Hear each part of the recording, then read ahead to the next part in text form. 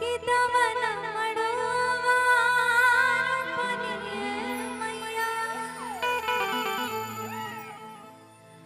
पांच पेड़ लवंग के गाछिया तदुनो बेरा देहबे मैया ओही लवंगिया के छाहिया। बोलिए सच्चे दरबार की जय। और ये बड़ा प्यारा पारंपरिक गीत है और सारे लोग मीठी मीठी ताली बजाएंगे जितने भी लोग बैठे हुए हैं। और ये कहेंगे कैसे दवना मड़ुआ पनिए मैया पांच पेड़ लवंग के गाछिया दवना मड़ुआ पनिए मैया पांच पेड़ लवंग के गाछिया तदनो देवे मैया ओ लवंगिया के छाहिया तदनो देवे मैया ओ लवंगिया के दवना मड़ुआ पनिए मैया पांच पेड़ लवंग के गाछिया दवना मड़ुआ पनिए मैया पांच पेड़ लवंग के गाछिया। एक बार उठा लो जरा दोनों हाथों को जितने हैं इधर से भी और कहेंगे क्या तदुनो बेरा देहबे मैया ओही लवंगिया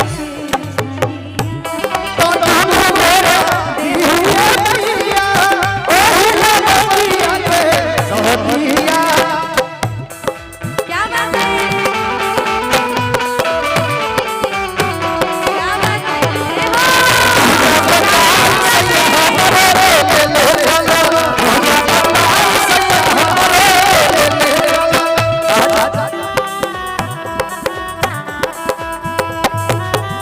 जय हो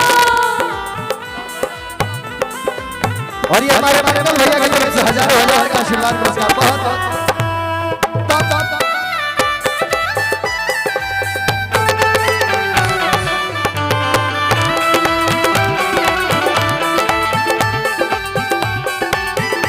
क्या बात।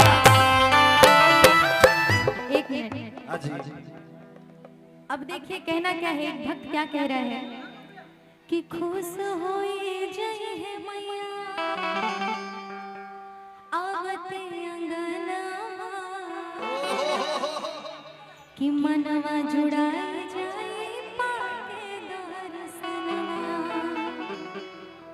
कितने लोग चाहते हैं कि माता रानी का दर्शन मिले बताओ हाथ उठाकर बताइए क्या बात है। और कहेंगे क्या खुश होए जय है मैया आवते अंगना मनवा जुड़ाए जाए पाके दर्शनवा।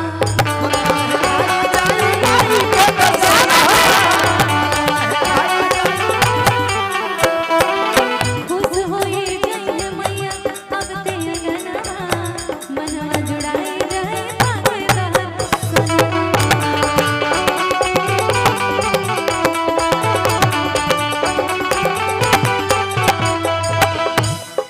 और अभी थोड़ा थोड़ा ताली आप लोग बजाएंगे और हम दोनों में से आप लोग खड़े हो नहीं सकते झूम नहीं सकते इतनी भीड़ है।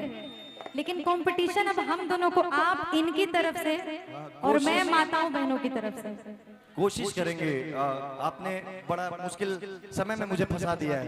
अच्छा मैं गाने पे ज्यादा फोकस करता हूँ। अच्छा गाने पे सभी फोकस करते हैं लेकिन क्या है ना कि जब भक्ति भजनों की बात आती है जब फास्ट गानों की बात आती है तो थोड़ा सा झूम लेते हैं लोग। परिवार है, परिवार के बीच में नाचेंगे झूमेंगे। बिल्कुल थोड़ा थोड़ा तो झूमना सबको आता है। थोड़ा सा उसी में से मैं भी हूँ मुझे भी भजनों में झूमना थोड़ा बहुत आता है।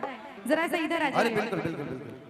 अभी देखिए ये भैया लोगों की तरफ से और मैं मेरी माताओं बहनों की तरफ से जो सबसे अच्छा करेगा वो जीत जाएगा। और जब जीतते हुए देखो तो ताली बजा देना और कहेंगे क्या घेवा के बतिया जर दिनो रतिया भोर ही उतार घेवा के बतिया जर दिनो रतिया भोर ही उतार देव मैया